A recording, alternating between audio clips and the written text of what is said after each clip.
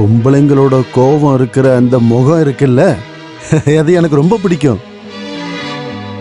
உன்னை எனக்கு பிடிச்சிருக்குன்னு ஒரு நாள் உன் வீட்டுக்கு வந்தப்ப என்னை வெளியே அடிச்சு துரத்துனிய ஞாபகம் இருக்கா?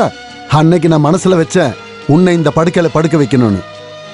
உங்க அப்பா என்கிட்ட வந்து வந்து பணம் கேட்டப்பெல்லாம் பணத்தை வாரி வாரி கொடுத்ததெல்லாம் இதெல்லாம் மனசுல வச்சுக்கிட்டு தான். என்ன நான் இவ்வளவு பேசிட்டு இருக்கேன், பேசாம நின்னுட்டு இருக்க?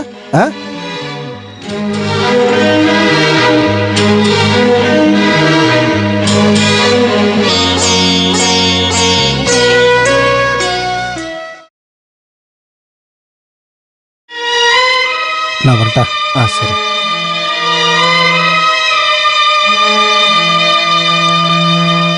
கடந்த 1.5 வருஷமா நீ என்னென்னவோ மருந்து கொடுத்து என்ன சோதிக்கிற. இது பழசு மாதிரி இல்ல. இந்த மூலிகையை பயன்படுத்துங்க, இது கண்டிப்பா குணமாக்கிடும். வாங்கிக்கங்க. பார்க்கலாம்.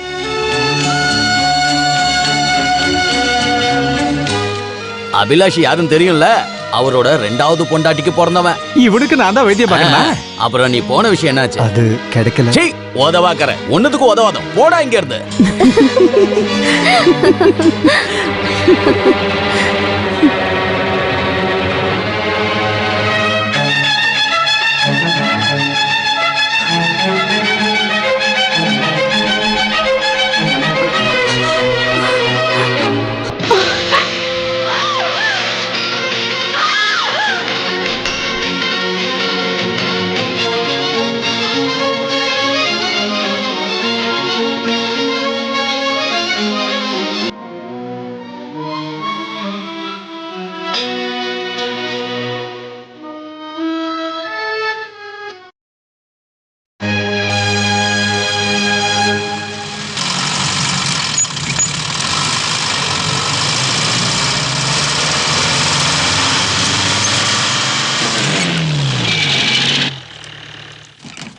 கியர் ஜாம் ஆயிடுச்சுன்னு நினைக்கிறேன். அட கடவுளே, இது எப்போ ரெடியாகி ஊர் போய் சேர்றது? இல்லை, நம்ம எதுக்கு இங்கே அடைஞ்சு போய் உட்காந்துருக்கணும்? வெளியே போனால் நல்ல காத்தோட்டமாக இருக்கும். அதுதான் சரி.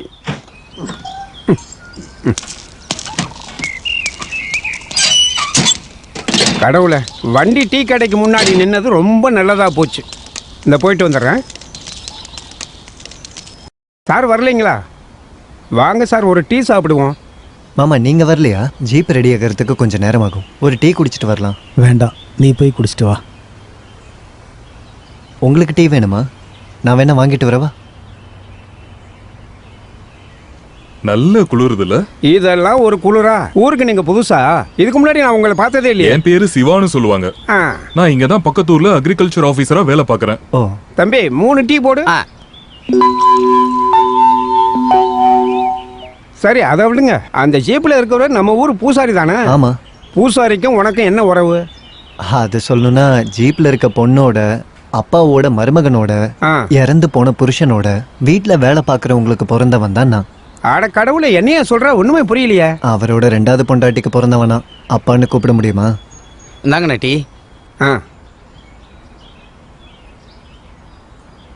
அந்த பொண்ணோட புருஷன் இறந்து போயிட்டாரா? அந்த பொண்ணு ஜீப்ல சோகமா உட்கார்ந்துருக்கும் போதே நினைச்சேன். எப்படி இறந்தாரு? முட்டாள்தனத்துல. பேர குழந்தை வயசுல இருக்கிற பொண்ணை கல்யாணம் பண்ணா அதை எப்படி பண்ணாலும் முட்டாள்தனம் தானே சொல்லணும். நான் என்ன கேட்கறேன்னா, கிழவனுக்கு கட்டுக் கொடுக்குற அளவுக்கு வீட்டில் இருக்கிறவங்களுக்கு அறிவில்லையா? அந்த பொண்ணோட அப்பா இறந்ததுக்கு அப்புறம் பூசாரி கிட்ட இருந்து வாங்கின பணத்துக்கு வட்டிக்கு வட்டின்னு அதிகமா போனதுனால வீட்டையே எழுதி கொடுத்தாலும் கடன் தீராத நிலைமை வந்துருச்சு. அப்போ ஜமீன் பூசாரி ஒரு நிபந்தனையை வச்சாரு. ஒன்று, இந்த பொண்ணை கல்யாணம் பண்ணி கொடுங்க, இல்லைனா மொத்த சொத்தையும் எழுதி கொடுங்க. 2 தங்கச்சிங்களும் சொந்த மாமாவும் ரோட்டுக்கு வராமல் இருக்கிறதுக்காக அந்த பூசாரியை கல்யாணம் பண்ணிக்கிறதுக்கு இவங்க ஒத்துக்கிட்டாங்க. தியாகம்.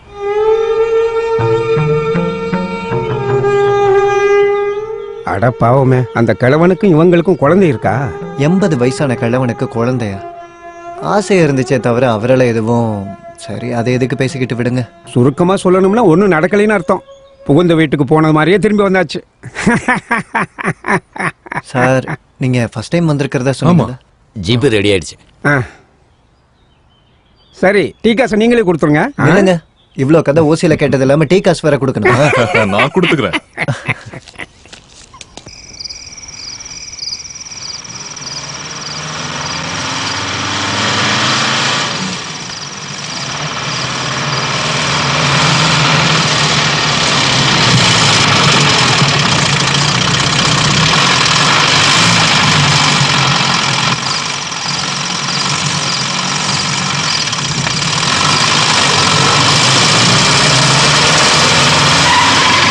நீங்க இறங்க வேண்டிய ஊர் வந்து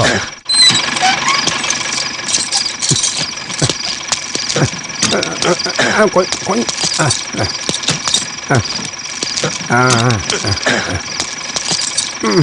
தாங்க பிடிங்க.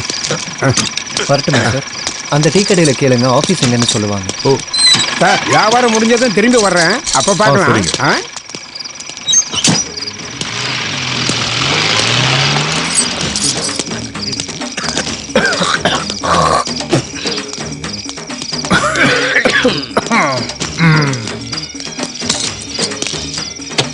யாராச்சும் இருக்கீங்களா? ஆமா, எந்த ஊர்ல இருந்து வரீங்க? சவுத் சைடுல இருந்து வரேன். ஓஹோ. இங்க இருக்கிற அக்ரிகல்ச்சர் ஆபீசருக்கு புதுசா வந்திருக்க ஆபீசர் நான் தான். சங்கரனா, சங்கரனா, வாங்க சார். சங்கரனா, என்ன? இங்க பாருங்க, நம்ம ஊருக்கு புதுசா வந்த விவசாய அதிகாரி. வா, வணக்கங்க. வணக்கங்க. ஆபீஸ் எங்க இருக்கு? இங்க பக்கத்துல தான் சார். டேய் ஜானி, எந்திர எந்திரி எந்திரி. இவன் வந்து காட்டுவான். சார் நீங்க சாப்பிட்டீங்களா? இல்ல. என்னங்க இதை சாப்பிடுங்க. சும்மா இருடா. வாங்க இங்க உட்காருங்க. டேய் எல்லாம் எடுத்து வை. பூஜை ஆரம்பிச்சிட்டாங்கன்னு நினைக்கிறேன். பழங்குடியினர் கோயில்ல பூஜை.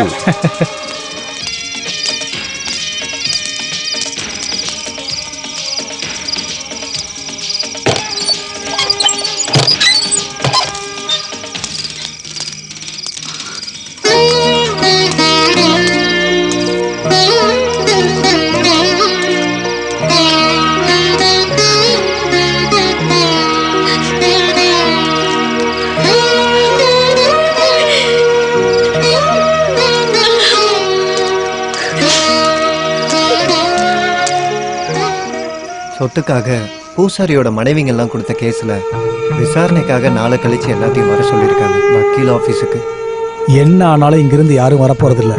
அங்க இருக்கிற சொத்தை இங்க இருக்கிற பொம்பளை பிள்ளைங்க யாரும் அனுபவிக்க ஆசைப்படலன்னு சொல்லுங்க. என்ன மாமா நீங்க எப்படி பேசிட்டு இருக்கீங்க?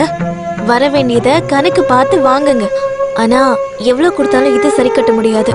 நம்ம அக்காவோட வாழ்க்கைய அந்த கிழவன் அழிச்சிருக்கான். என்னம்மா இது, இறந்தவங்களை பத்தி இப்படி பேசுற? அவளோட தலையில கடவுள் இந்த மாதிரி எழுதியிருக்காரு. அதுக்கு என்ன பண்றது? அன்னைக்கு அந்த கல்யாணம் வேண்டான்னு எல்லாருமே சொன்னோம். ஆனா அவ பண்ணிக்கிறேன்னு சொல்லிட்டா. தெரியும்ல. 90 வயசு கிழவனை பார்த்து காதலிச்சு இந்த கல்யாணம் பண்றதுக்கு ஒத்துக்கிட்டாங்கன்னு நீங்க நினைச்சுக்கிட்டு இருக்கீங்களா?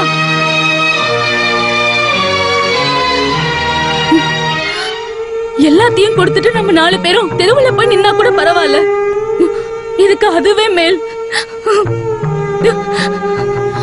பொட்டு இல்லாம ஒரு செயின் கூட இல்லாம அக்கா படியேறி வரத பாக்கும்போது எனக்கு வீட்டுல இருக்க பொண்ணுங்களுக்கு என்ன நடந்தாலும் எந்த இடத்துலயும் அந்த ஆளுக்கு முன்னாடி அவமானப்படக்கூடாதுன்னு நீங்க என்ன வேணாலும் பண்ணுவீங்களா? அன்னைக்கு வீட்டை வித்து எல்லா கடனையும் அடைக்காம நீங்க ஏன் இப்படி பண்ணீங்க? காயத்ரி, இங்க வா.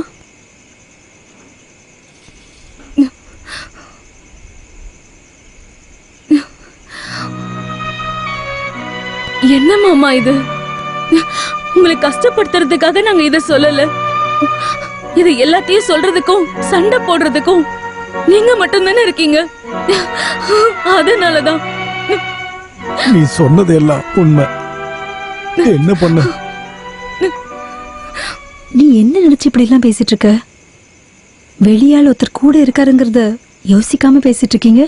வெளியில இருக்கிற அவருக்கு எல்லா விஷயமும் தெரியும் தானே. நான் ஒன்னும் வேணும்லாம் சொல்லலக்கா. நீங்க இப்படி இருக்கிறத பாக்கும்போது எங்களால தாங்கிக்க முடியலக்கா. இப்ப எனக்கு என்ன குறைன்னு சொல்ல வர? எனக்கு இந்த வீட்ல தங்கச்சிங்களோட ஒன்னா சேர்ந்து வாழற சந்தோஷம் வேற எங்கேயாவது கிடைக்குமா? நீ அழாத, போய் சாப்பாடு எடுத்து வை.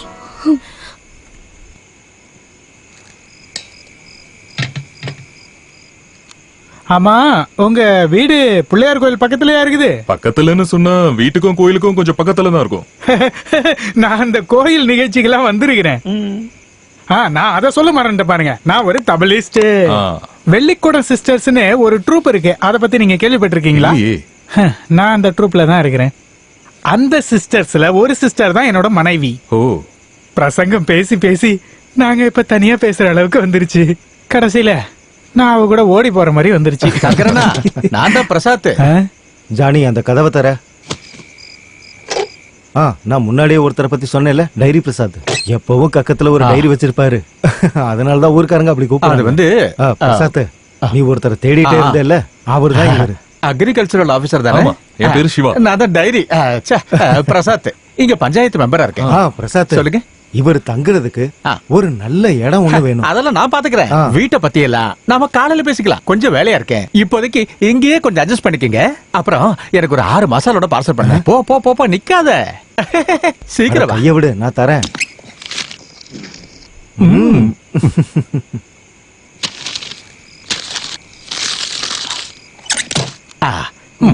சங்கரனா, இது அக்கௌண்ட்ல வச்சுக்கோங்க.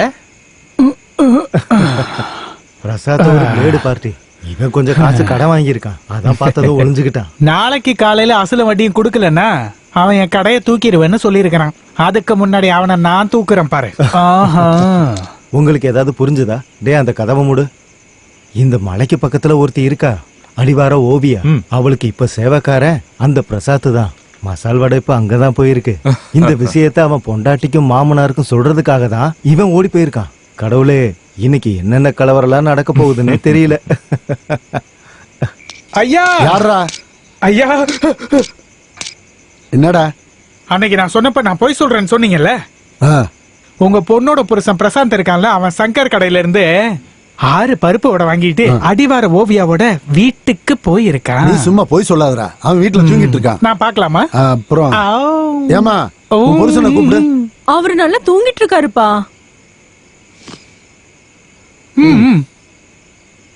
என்னங்க என்னங்க?